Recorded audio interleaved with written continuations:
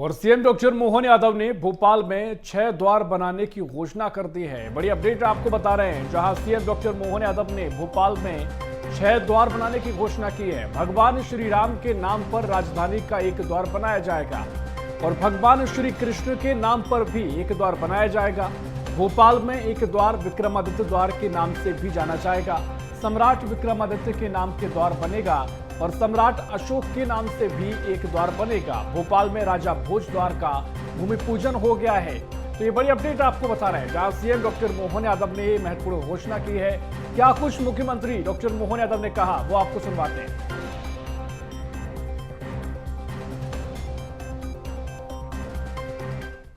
आप बताओ, भोज विक्रमादित्य ये गौरवशाली अतीत हमारा था कि नहीं था? और राजधानी भी हमारी, राज्य भी हमारा, और सरकार ने वोट देने के कांग्रेसियों की सरकार बनाई, लेकिन भोपाल राजधानी है। तो ऐसे गौरवशाली महापुरुष के नाम पर उनका द्वार बनना चाहिए कि नहीं बनना चाहिए? हमारे लिए सम्राट अशोक का भी 2200 साल पुराना गौरव है।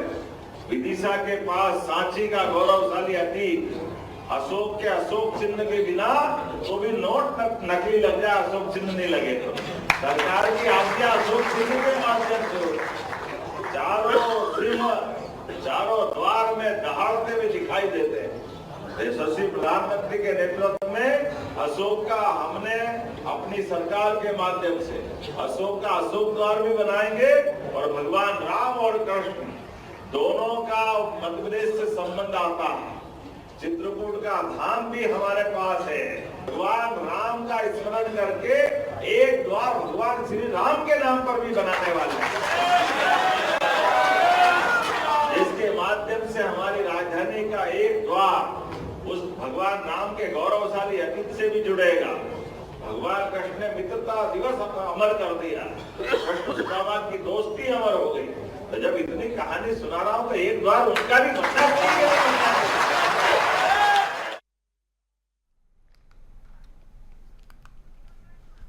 तो मुख्यमंत्री की महत्वपूर्ण घोषणाएं हैं, आपने सुनी। और इसी खबर पर और भी जानकारी लेंगे। हमारे सहयोगी रंजन भगत हमारे साथ फोन लाइन पर जुड़ रहे हैं। रंजन, भोपाल में 6 द्वार बनाने की घोषणा सीएम ने की है। भगवान राम के नाम पर द्वार, कृष्ण भगवान के नाम पर द्वार, विक्रमादित्य सम्राट के नाम पर और साथ ही सम्राट अशोक के नाम की भी घोषणा की गई है। तो क्या इनके मायने हैं और किस तरीके के द्वार होंगे, क्या घोषणा है, इसको बताया जा रहा है? जी बिल्कुल, देखिए अब मध्य प्रदेश की राजधानी भोपाल में जो है कुल 6 द्वार होने वाले हैं, जहां से राजधानी में प्रवेश किया जा सकता है। सबसे पहले हमने देखा कि राजा भोज द्वार का भूमि पूजन मुख्यमंत्री डॉक्टर मोहन यादव ने किया है और उसके बाद से अब विक्रम आदित्य के नाम से एक द्वार बनाया जाएगा और भगवान श्री राम के नाम से जो है एक द्वार बनाया जाएगा। भगवान श्री कृष्ण के नाम से एक द्वार बनाया जाएगा। सम्राट अशोक के नाम से एक द्वार बनाया जाएगा। यानी जो हमारा गौरवशाली इतिहास है, जो राजधानी के लोग हैं, जो लोग प्रवेश करेंगे अंदर, वो भोपाल को किस तरीके से देख सकते हैं।